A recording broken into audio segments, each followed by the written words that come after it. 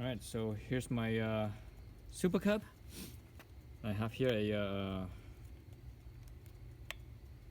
a thermometer, infrared thermometer. So let's see how hot it is. I just rode home from work about an hour, basically about 40 minutes through the mountains, through the twisties. So let's see what the temperature is. So the last time I done this, the hottest spot was actually right where the spark plug is. At least the hottest spot where I was able to scan. Let's see. So the fin 210, it's right under the spark plug 211. Actually, that's pretty cool.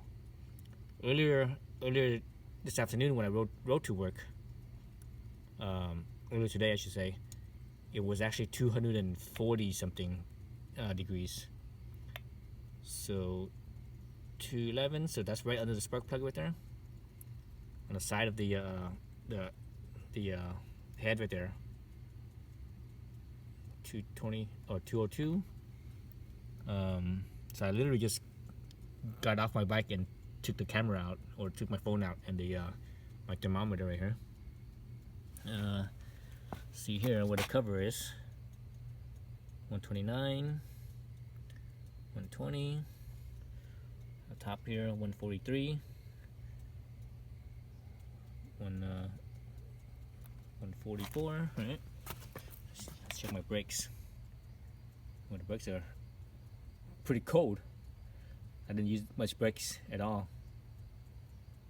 It could be because the brakes are too shiny. I think it's probably too shiny. Yeah, it's too shiny, I think. Sometimes when metal, the bad thing about these type of thermometers is that when the metal is too shiny, it doesn't scan accurately. So where I'm pointing is, I'm pointing where the paint is. Look at that, 192. So yeah, I'm pointing where the paint is. So you see here, I have the cam cover that has the fins.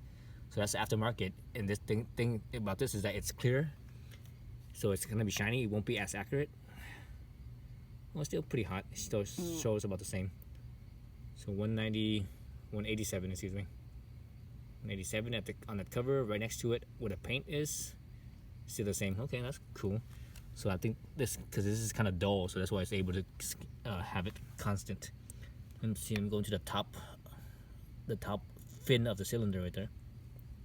Top fin of the cylinder is 180, 186. I'm not sure if that's an accurate reading right there, because it's kind of too far in there. 181 on the cam cover. 195 on the cam cover. Let's see, what else could I scan? So basically, it's it's at operating temperature is what it is. Again, right now it's kind of cool. The temperature right now, the ambient temperature is 68 degrees. Earlier today, when it was about 75 degrees, right as I got to work, I did the same thing here, what I'm doing, and right here where I'm pointing, let's see, right there where I'm pointing, that's the top of the cylinder right there, right? Actually, no, it's not the top of the cylinder, that's still the part of the head. So when I scanned right there, it was like 240 degrees or so, right underneath the spark plug right here. It was 245 or so degrees, so pretty hot. But now it's it's like a lot cooler compared to what it was. So basically, it's like 50 degrees cooler than and that's just a difference of ambient temperature from from right now 68 degrees to I think this afternoon's high was about 75 degrees. So the ambient temperature was only about 7 degrees, 7 degrees difference, but the actual engine temperature was about 50 degrees difference.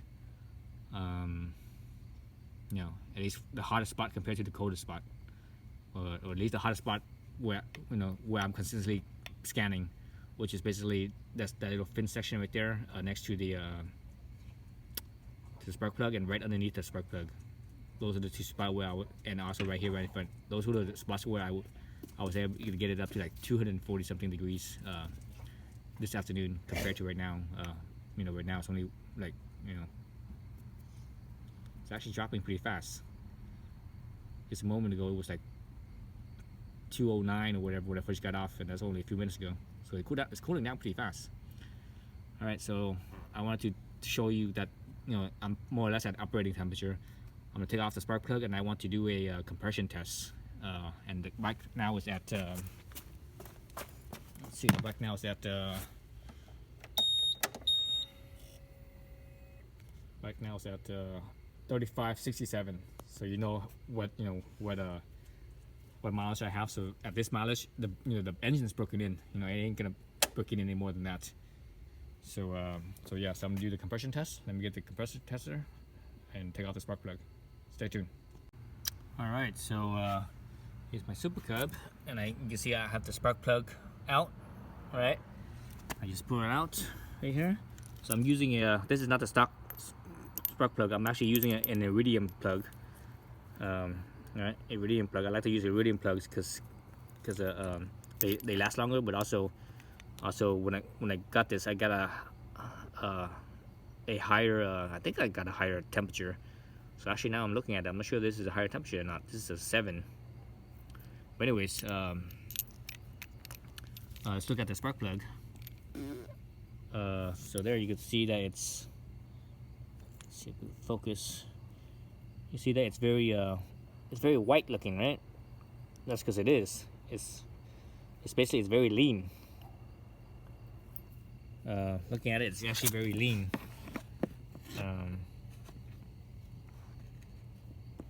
It's very lean compared to what I'm usually used to looking at. The ceramic on there is completely white. I don't see any browning on it at all. And around the end of the metal here, you can see it's kind of whitish too. It's also kind of whitish looking. You see underneath that is it's a darker band on the thread right there. Right, so this is basically it runs very lean. So this the reason why it is because that's the new that's how it is nowadays with the emissions regulations. It runs really lean. Unfortunately, lean isn't always the greatest. You know, it uses less fuel obviously, and potentially it could be cleaner. Not always the case, because when it's really lean, it tends to run kind of hot, and that actually causes more NOx emissions, basically, which NOx emission is basically what causes smog. Right. So anyways, so there's that. So here I have my let's see, what is this? This is a OTC compression tester. So I'm going to test the compression right now. So earlier I had showed you guys the temperature, right? So then I wanted to show you the temperature to show you that it's at operating temperature. So let's match up this thread here with that one. So that's like these ones right here, this middle one. So I'm gonna use this middle hose. Use this middle hose right here, thread it onto the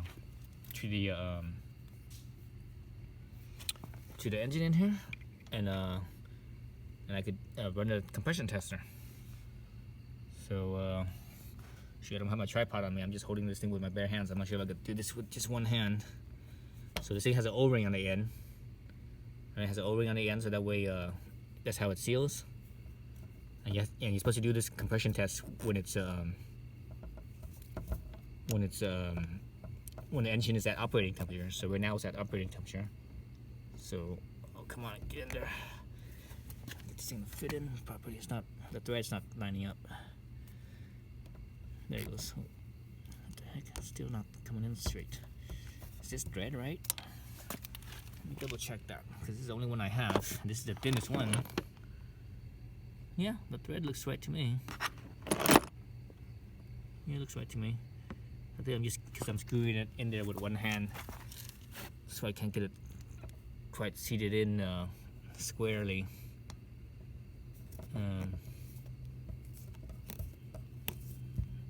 Okay, I'm gonna have to do this off camera, so that way I use both hands. Alright, so I have my compressions thing all set up right here. It's at 0. Let's look at the engine here. Let's turn it on. Kill switch, let's turn it on. So it's on. gears in neutral, kill switch to on. So the fuel injection light came on to prime the fuel injector, which is fine. So my mileage is still the same, right? And we could do this. So I'm gonna see if I can hold this. I don't think I can. I need to hold one hand with the camera and the other hand here. So I actually have to open up the throttle. I have to open up the throttle and hit the starter right here. So see if actually I could do that with one hand or not. Let's see. Let me go this way. Let me twist it with this hand, and I could trigger that with my index. Let's go down to the gauge right here. All right, so let's try it. I'm gonna run it for at least 5 seconds, or until the gauge stabilizes. All right, so let's do this.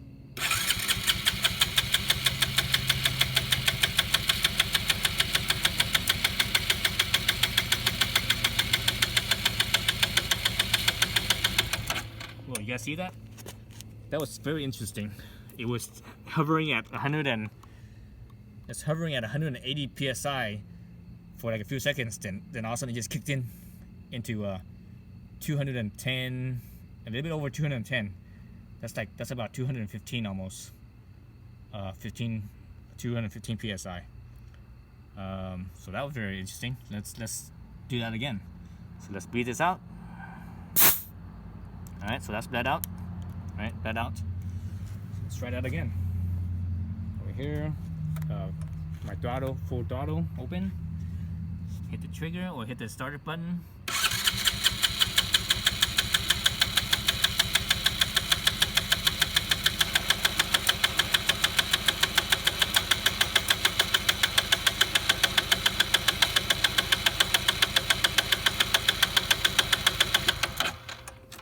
So kind of the same thing. This time it didn't come up quite as strong, but still about 215. I got up to about 180. Then it kind of stopped. Then it was building up, then it came up a little bit more, like to 190 or not 195 or whatever. Then it built up a little more. This time it actually came up it took 2 steps, right? So you guys saw that.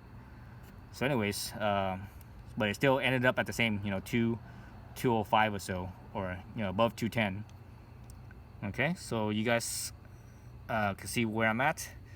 So again, this bike has 3,500 miles, 3,500 miles.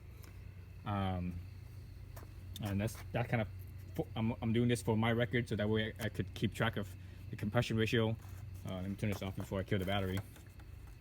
I want to test the compression ratio now, because when this bike gets to 50,000 miles or whenever, I feel like the engine is not as strong as it used to be, or it's dying, I have a record of how strong it was, how much compression it has at when it was pretty new, at 3,500 miles. So in the future, when I do this test again, I know where I was at in the compression amount, right? So yeah, so that was interesting. It's interesting where it got up to 180 and then stopped and it kicked up again. So that was pretty interesting right there, I thought. Okay, that's it. Thanks for watching.